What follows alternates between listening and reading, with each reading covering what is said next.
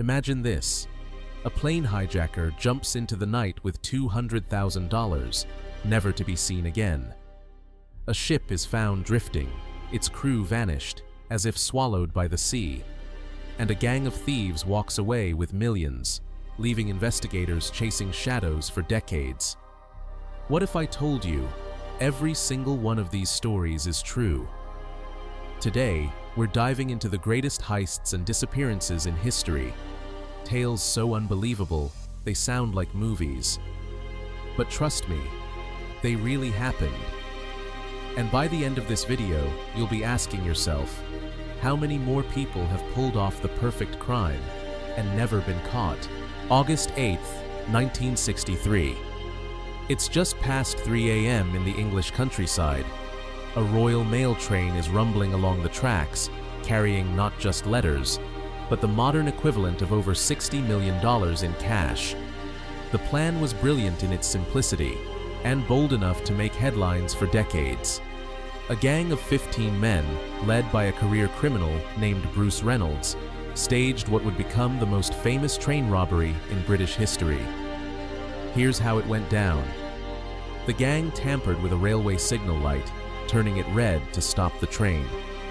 When the driver halted, they rushed aboard, knocked out the engineer, and uncoupled the engine and first two carriages, the ones loaded with the money. They drove the train a short distance to a prearranged spot, unloaded 120 sacks of cash, and vanished into the night. The entire operation took just 30 minutes. But here's where it gets really wild. Unlike most criminals, the gang actually got away at first. They hid in a farmhouse, dividing the loot and laying low.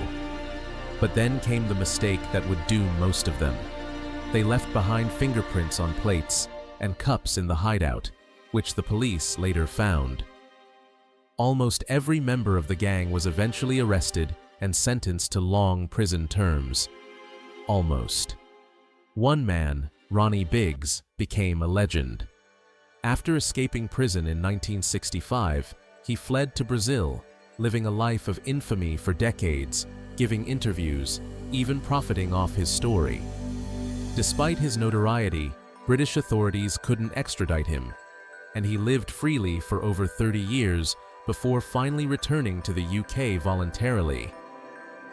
The Great Train Robbery wasn't just about money, it became a cultural phenomenon, proof that sometimes, with the right plan and timing, criminals really could humiliate the system.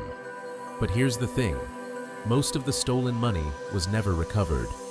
Some believe much of it was hidden or laundered through criminal networks, and some suspect there were accomplices who were never caught. And the question still lingers. Was the gang truly as clever as they seemed? Or was there someone even smarter, someone in the shadows, who orchestrated it all and walked away clean? It's the early hours of March 18th, 1990. In Boston, two men dressed as police officers pull up to the Isabella Stewart Gardner Museum. Their uniforms look real, their tone is authoritative, and within minutes, the guards, thinking they're dealing with actual officers, let them in. But this wasn't routine business. These weren't cops. What followed would become the biggest art heist in modern history, a theft worth over $500 million, involving masterpieces by Vermeer, Rembrandt, and Degas, that to this day have never been recovered. The fake officers quickly overpowered the guards, tying them up and leaving them in the basement. They spent the next 81 minutes carefully cutting paintings from their frames, smashing some pieces out of their mounts, and walking away with 13 pieces of priceless art. No alarms were triggered beyond the initial entry, and when staff arrived in the morning, the museum looked like a crime scene, empty frames still hanging, as if mocking the investigators. Here's the strangest part. Decades later, the art is still missing. The FBI has chased countless leads, from local Boston mobsters to international black market art collectors, but none of the stolen works have surfaced.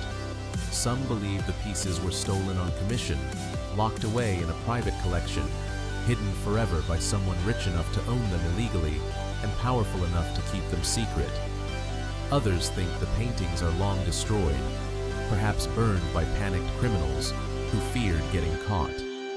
And then there's the most chilling theory, that the theft wasn't about the art's value at all, but as collateral for other criminal deals, a bargaining chip in the underworld that changed hands, quietly, for years. The Gardner Museum still displays the empty frames, a silent reminder of the theft, and a standing offer. Return the art, no questions asked, and claim a reward of $10 million. Yet no one has ever stepped forward. Whoever took the paintings either can't return them, or never planned to. Even the identities of the two fake cops remain officially unconfirmed. Despite extensive investigations, no one has ever been charged with the theft itself. This wasn't just about money, it was about how cleanly it was executed. The robbers were calm, methodical, and seemed to know the museum's security systems better than the guards themselves.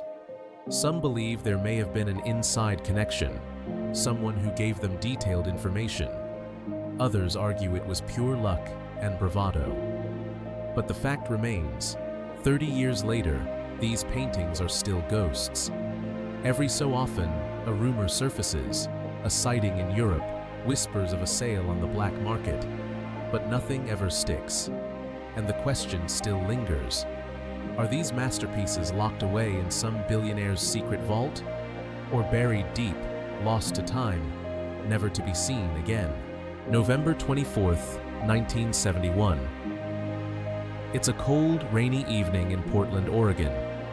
A man in his mid-40s, wearing a dark suit, black tie, and sunglasses, walks up to the Northwest Orient Airlines ticket counter. He pays cash for a one-way ticket to Seattle. The name he gives? Dan Cooper. Just after 3 p.m., Cooper boards Flight 305, a Boeing 727, carrying 36 passengers. To the crew and the other passengers, he's polite, calm, even ordinary.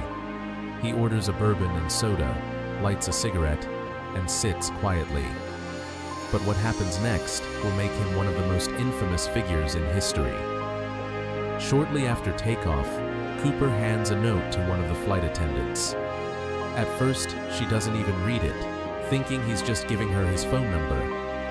Cooper leans closer and whispers, "Miss, you'd better look at that note. I have a bomb." Inside the note, he calmly explains his demands: $200,000 in cash, 4 parachutes, and a fuel truck waiting in Seattle to refuel the plane for a getaway. If his demands aren't met, he says, he'll detonate the bomb in his briefcase. The crew notifies the authorities, and incredibly, the airline agrees to everything. By the time Flight 305 lands in Seattle, the ransom money and parachutes are ready. Cooper allows all the passengers to leave the plane unharmed. Only the pilots and a few crew remain on board. After refueling, Cooper instructs the pilots to take off again, heading toward Mexico City. He orders them to fly low and slow at 10,000 feet, with the rear air stairs lowered. And somewhere over the dense forests of Washington State, in the middle of the stormy night, D.B. Cooper does the unthinkable. He jumps. When the plane lands, the air stairs still extended. Cooper is gone. All that remains is a black tie, a mother-of-pearl tie clip, and a handful of cigarette butts left on his seat. What followed became one of the greatest mysteries in American history. A massive manhunt scoured the wilderness, but no body was found, no parachute, no trace of Cooper himself. For years, people speculated whether he survived the jump or died somewhere in the remote woods. The FBI investigated hundreds of suspects. Some were career criminals, others military parachutists, even a few people who seemed to simply vanish after 1971. But none of the leads ever fully connected to Cooper. Then, in 1980, a boy camping with his family found $5,800 in rotting $20 bills buried along the Columbia River. The serial numbers match the ransom money given to Cooper. But the find only deepened the mystery. How did the cash end up there? Did Cooper bury it himself? Or did the river wash it ashore from somewhere else? For decades, amateur sleuths and conspiracy theorists have obsessed over the case. Some believe Cooper didn't survive the jump. The weather was brutal, the terrain unforgiving, and he wasn't wearing proper gear for the cold. Surviving would have been nearly impossible. Others believe Cooper not only survived, but managed to disappear into a new life, using the ransom money to start over somewhere far away. A few suspects even confessed to being Cooper on their deathbeds, but none of those claims were ever proven. The FBI officially closed the case in 2016, calling it one of the longest and most exhaustive investigations in their history. But the legend of D.B. Cooper lives on. Who was he? A desperate man looking for one big score? A professional with inside knowledge and a perfect plan? Or simply a gambler who took the ultimate risk and paid for it with his life? More than 50 years later, no one knows for sure. Cooper became more than a man. He became a myth, a symbol of the ultimate disappearing act. And every time another clue surfaces, another theory emerges, the mystery grows deeper. Because maybe, just maybe, D.B. Cooper got away. These three stories, the Great Train Robbery, the Missing Masterpieces of Boston, and the legend of D.B. Cooper, all have one thing in common. The truth is still out there. The money, the art, the man in the sky, none of it fully explained. Do you think these mysteries will ever be solved? Or are some secrets meant to stay buried forever? Subscribe for more, because the next mystery might be even stranger than these.